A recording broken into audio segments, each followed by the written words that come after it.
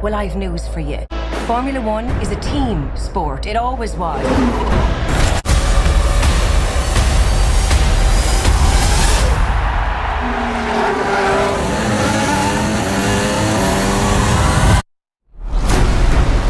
दोस्तों, आज हम एक्सप्लेन करने वाले हैं F1 मूवी को, जो 2025 की लेटेस्ट मूवी है, जो कि स्पोर्ट्स और एक्शन मूवी है। मूवी की आई रेटिंग 8 है, जो अपने आप में मूवी को बहुत ही शानदार बनाती है। तो बिना देरी के चलते हैं हमारे मूवी की कहानी की तरफ। कहानी की शुरुआत में हम हमारे हीरो ब्रैड पिट को देखते हैं। मूवी के अंदर बंदे का सोनी नाम है, जिसको कार चलाना और रेसिंग करना बहुत ज्यादा पसंद है। वह यहाँ पे एक गेम के अंदर आया हुआ है और वहां पे वह कार चलाता है। अपनी टीम को जिताने के लिए किसी भी हद तक जा सकता है। जब वह यहाँ पे रेस लगाता है और उस प्लेयर को टक्कर मारता है और किसी तरह करके उससे भी आगे निकल जाता है, और इस तरह से वह काफी राउंड तक कार चलाता रहता है और अपनी टीम को बहुत सारे पॉइंट्स दिलवाता है, और सोनी की मदद से ही उसकी टीम इस मुकाबले को जीत जाती है। लेकिन सोनी को नेम फेम से कोई लेना देना नहीं है, उसे तो बस कार चलाने में मजा आता है। उसी वजह से वह गेम को जीत के भी ट्रॉफी नहीं लेता। अपने दोस्तों से अलविदा लेके यहाँ से निकल जाता है। वो लॉटरी शॉप पे आ जाता है, जहाँ पे एक पोस्टर को देखने लग जाता है, जिसमें एक जगह पे एक ड्राइवर की रिक्वायरमेंट थी जो मेक्सिको के अंदर रेगिस्तानों में था। लेकिन वह उस जगह के बारे में ज्यादा नहीं सोचता। तभी यहाँ उसके पास में एक रूबेन नाम का आदमी आ जाता है, जो कि उसी का दोस्त है। यह दोनों काफी टाइम बाद मिल रहे हैं। वह बताता है कि मेरी एक फार्मूला 1 की टीम है, लेकिन मुझे एक ड्राइवर की जरूरत है।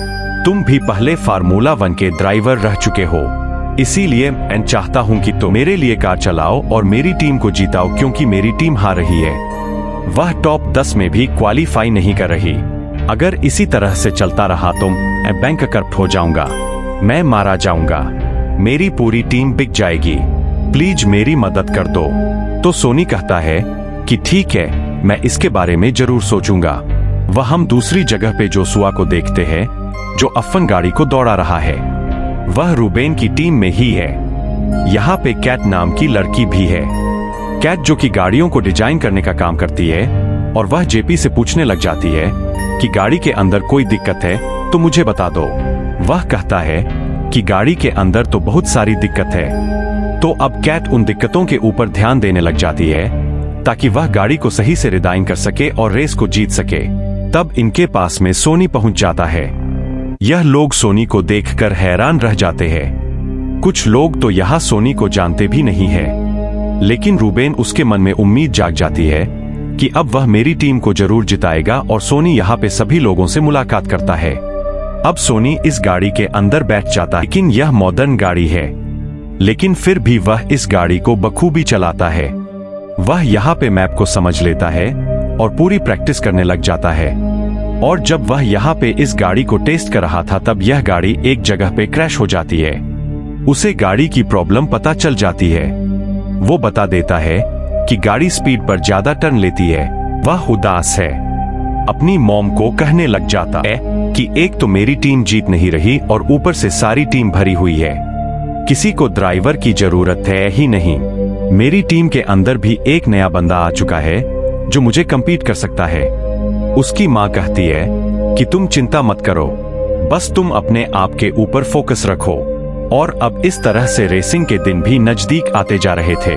अब इस टीम के अंदर 2 ड्राइवर हैं, एक नंबर 1 ड्राइवर और नंबर 2 ड्राइवर। हर एक टीम के ही 2 ड्राइवर होते हैं, तो दोनों ड्राइवर ही अपनी टीम को जिताने में भूमिका अदा करते हैं। इन दोनों की प्रेस कॉन्फ्रेंस होती है, जिसमें जेपी यहाँ पे सोनी को बोल देता है कि यह तो बूढ़ा आदमी है, लेकिन सोनी वह किसी बात का बुरा नहीं मानता।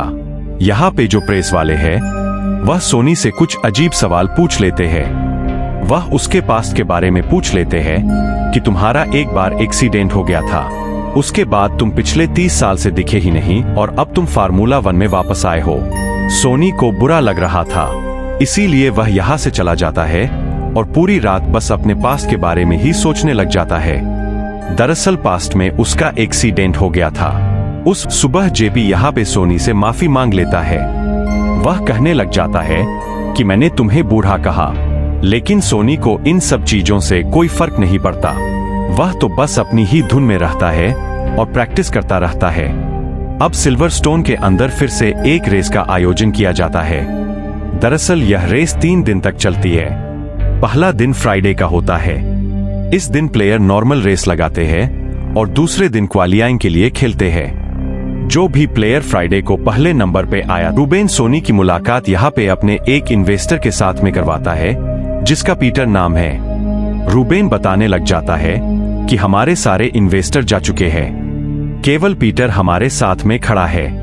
पीटर कहने लग जाता है कि मुझे तुम्हारी कंपनी के अंदर कुछ अच्छा नजर आ रहा है और बहुत जल्द तुम्हारी कंपनी बड़ी बनेगी, इसीलिए अब तक तुम्हारी कंपनी के साथ में हूँ। अब ट्रैक पे कार दौड़ाने का समय भी आ गया था।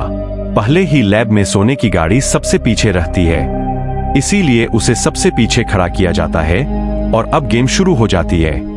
तभी ड्राइवर एक दूसरे से कंपीट करते हैं और आगे निकलने की कोशिश कर रहे हैं। हालांकि सारी गलती सोनी की है, क्योंकि वह सेकंड नंबर का ड्राइवर है। उसी वजह से उसे जेपी को आगे जाने देना चाहिए था। इसलिए टीम के ओनर सोनी को बोल भी देते हैं कि तुम्हें ऑर्डर फॉलो करने चाहिए, बिना कोऑर्डिनेट के हम यह रेस नहीं जीत पाएंगे। और सोनी गैराज के अंदर आके यहाँ पर ठंडे पानी के अंदर लेट जाता है। जोड़ी नाम की लड़की यहाँ पे आती है जो उसके साथ में थोड़ी बातचीत करती है। तभी यहाँ पे रूबेन भी आ जाता है। रूबेन कहने लग जाता है कि तुमने मेरी गाड़ी का भी कबाड़ा किया, मुझे तो लगता है कि तुम मेरे ड्राइवर को भी भगा दोगे, मेरे पास में कुछ भी नहीं रहेगा। सोनी कहने लग जाता है कि तुम चिंता मत करो, तुम्हारा जो ड्राइवर है उसे या फिर उसका डिवोर्स हो चुका है। तो वेन कहता है कि यह सब यहाँ पे नहीं चलेगा। तब वह यहाँ से बाहर आकर कैट से मिलता है। कैट गाड़ी के पंखों को डिजाइन कर रही है। तो केट को कहता है कि मैं तुमसे बहुत जरूरी बात करना चाहता हूँ, और वह उसे कॉफी शॉप पर ले आता है जहाँ वह दोनों बातें करते हैं। वो उससे पूछती है कि तुम मुझसे क्या जरूरी बातें करना चाहते हो। वो उसे यहाँ पे कहने लग जाता है कि तुम्हें कार को रीडाइन करना चाहिए।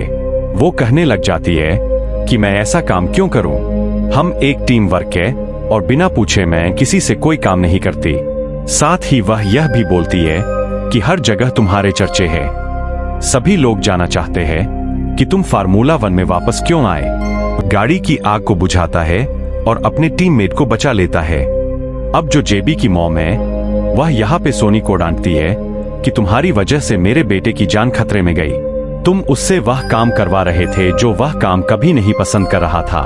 तुम उससे और स्पीड करवा रहे थे, लेकिन सोनी को पता है कि यह मेरी कोई गलती नहीं है।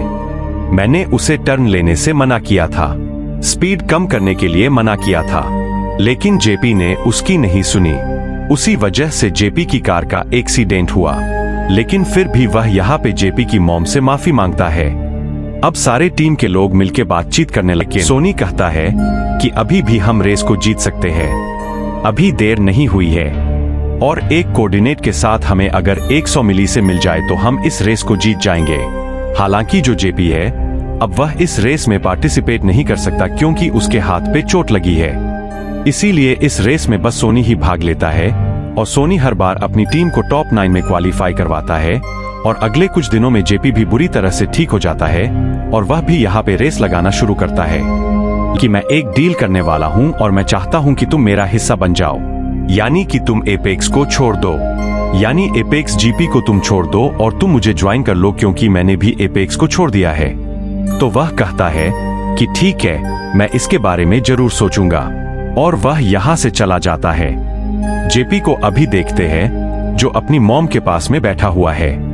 वह अपनी मॉम को बोलने लग जाता है कि जब मेरा एक्सीडेंट हुआ तब वह मेरी गलती थी ना कि सोनी, क्योंकि वह मुझे बार बार बोल रहा था कि ज्यादा तेजी से टर्न नहीं लेना, लेकिन मैंने उसका कहना नहीं माना।